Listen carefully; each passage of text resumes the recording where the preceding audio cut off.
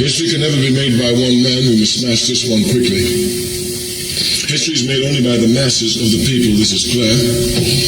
Even a cursory glance at the fallacious presentation of history by the American capitalist system will demonstrate just this. Take George Washington, as bad as he is, put him in the middle of Valley Forge by himself, surrounded by the British. He can do nothing.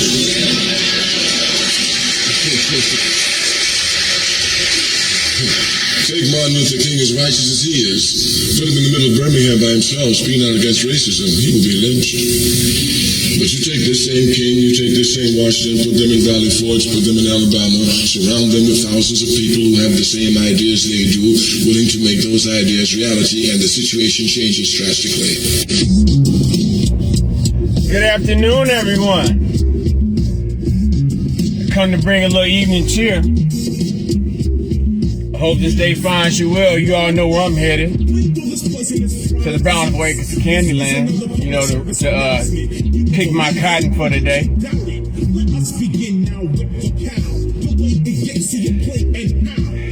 The title of this video: The cause always conquers the character. We turn down this KRS-One. You know, his voice, his enunciation tends to overpower, but. Yeah, the cause always conquers the character. Now, as far as I'm concerned, you know, I don't know how long any particular individual may have been on my friends list or have known me for any particular amount of time. I've always been, and I've characterized myself as a new generation of race man. You know, I have. If it was not about black folks, I don't. I mean, it may seem callous, but don't nobody care about the nigga folks, so why not me? If it ain't about black people, I don't care. I don't care, you know. We are, in my mind, in my eyes, I believe that my people is underneath the most dire effects of this system. You know, we're at the bottom tier of this system, but I digress on that. What I'm speaking of today, I guess this would be categorized in regards to something that would be in-house. This is an in-house issue. Now, we through politics. You know, politics and economics are two different things. So our goal is economics, because without economics you cannot righteously control the body politic, as we see now with the way that gas and things and other items are being raised in prices, because these oil companies, these big retailers, and the capitalists. The capitalists have a direct line to the body politic, and without economics, your political voice, I guess, in regards to an institutional level, because there's social politics and there's institutional politics. The working of institutional politics. Institutional politics can be worked adeptly with money. Social politics is, once you get a finance movement and you gather around and you create enough social, anarchy or discord, or, to where, as I say, the Black Lives Matter rallies, the Black Lives organization, it is what it is, but these type of rallies and things. So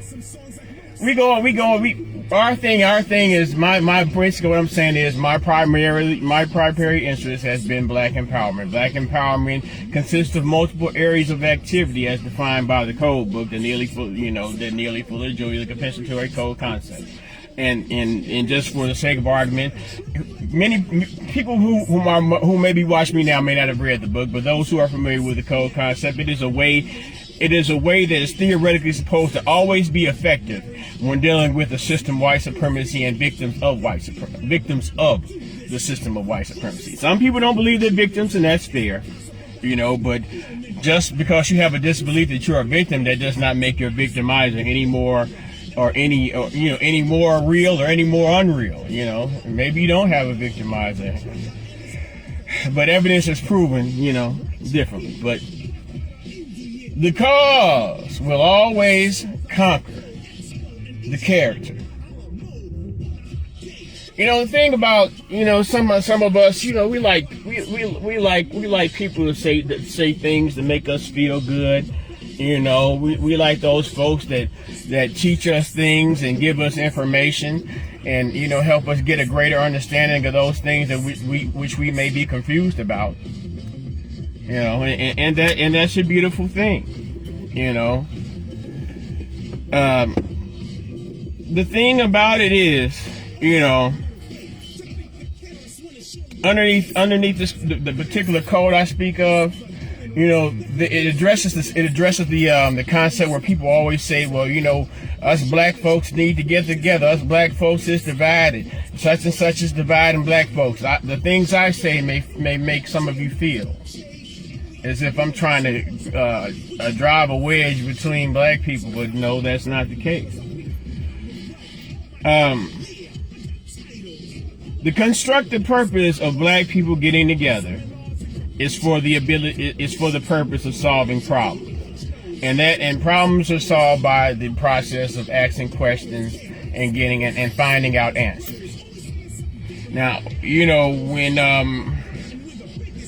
there are things that might be inserted into the equation, such as a desire to capitalize, or maybe someone may have a grandized ego, or, you know, some type of personality that feels as if, you know, they should be viewed upon as the authoritarian, the leader per se. And even though they may say, well, you know, they may say, which is the concept. The concept is the code is a leader. You don't need a person. You don't need a group or anybody. You know, really the concept pretty much promotes self-leadership. You know, you should be able to think for yourself. You should be able to use logic and reasoning, and you should be able to know when you're doing something that is constructive or non-constructive, because there's no frame in between constructive and non-constructive. So when you get together and you say, let's say, for example, you know, there are things in which, you know, the African American, the black, the Negro, the nigger folk like myself need within this country, within this system. And then in times such as this, where we're damn near on, where I guess, well, once again, once I say what would generally be called a recession, we're damn near on a nigger depression, an African American black people depression. So at this time, we are having well, I can't say we, because I don't participate in the Twitter spaces or the clubhouses or things like that on a consistent basis. Not saying that I haven't been to one, and I think I had a back and forth with one of their favorite politicians. I think his name is Marcel Dixon. When I attempted to talk to him, he was making noises on the phone and attempted to interrupt. But that's not important. No, yes, it is important, because you raise these people, like, you know, I mean, it's like, okay, the question should always be asked, and I guess this comes from Dr. Claude Anderson. You don't know where these people come from that they put in front of you. Did you choose these people? You say you can vet these people. When people actually vet these people to a point where it may I guess shake up your apple cart. Or it may not shake up your apple cart, might be a wrong term I'm using, where it may ruffle your feathers to the point where, okay, well, you know, I really like this person. I actually support this person. I believe in this person, but this person is giving me information about this particular individual or politician, or, you know, or a group or what have you, to where it kind of, you know, it conflicts against what you've generally accepted for a while. Now, the cause always conquers the character. whether it's used generally, like, let's say, for example, let's use the Black Lives Matter organization. The lady who, like the lady who bought all the real estate, and now she has to backpedal and Negro explain her way out of the situation. There's a figure ahead. Now imagine the people who have donated wholeheartedly to the Black Lives Matter organization, whether it be the Caucasian all the way to the African American, Black Negro folk, and I hope a nigga like me ain't give him a dime, but all the way down to us, and imagine when you find out during a time like this, because the news came out, we're in an economy, and the country's in economic peril, that this woman used all your good George Floyd money to buy her some property. Black Lives Matter. All lives matter. Oh my God. But yeah. In a good way. Yeah, Sister Kelly. Tinker Mills, what's happening? Man, these folks, man, they look for a leader. They look for a leader, Sister Kelly, man. They go to the point where they support them financially. I mean, it's almost like the good old Baptist church, the good old country church. And I can't really say the country. Well, the Pastor Kevin Cadillac. What up there, David? How you doing there, brother? I'm just sitting there. I got a couple of minutes before I have to adjourn to the plantation, the Candyland, and take my stand and earn my bands. Oh yeah. I'm speaking on, okay. Now, this organization or group, this Black Lives Matter group, let's say, for example, you had a belief that they had a particular purpose and they were working with a particular purpose. They were going along a certain guideline or a code. This is the same code you follow. They mention, hey, stay on code. Stay on code with the Black Lives Matter. and I'm speaking, abstractly here, I hope. You got to stay on code. But let's say, for example, on in the future, like the good old lady who was over the head of Black Lives Matter, and you find out, hey, she been stealing. And not saying that this particular person, not going to extreme to saying that the example these examples that I'm abstractly using are stealing from from their contributors. But I guess a fair exchange is not a robbery. But what it is that you expect certain things. You should expect certain things. You should expect the cause to be moved forward in a constructive way. Now, I would say having discussions or showcases with the dominant society, which really the underlings of the dominant society. You make a shit show of something that is very serious. We claim that we love and we honor our ancestors, but we argue like Marx and Rhodes on the internet in spaces, in clubhouses, and man, what are you building? What do you build off of that? How have you built off that? Does that pay you any money? Do you use the money that you make by doing that to do something constructive for your people? Do you do something constructive for your cause? They gave me some contributions. Yeah, but even on a lower, Black Lives Matter is just the baller status of it. We also have lore, so-called black primarily interested organizations and group who also collect funds, whether it be through the capitalism, or whether it be just through the good old pass the plate around in the basket. And one of the things that got me, they got my black ass about the church. I mean, one thing I got out of my mama's house, and my mama made me go to church. My granny made me go to church. But one of the things that got me out of the church is that the hypocrisy of the church.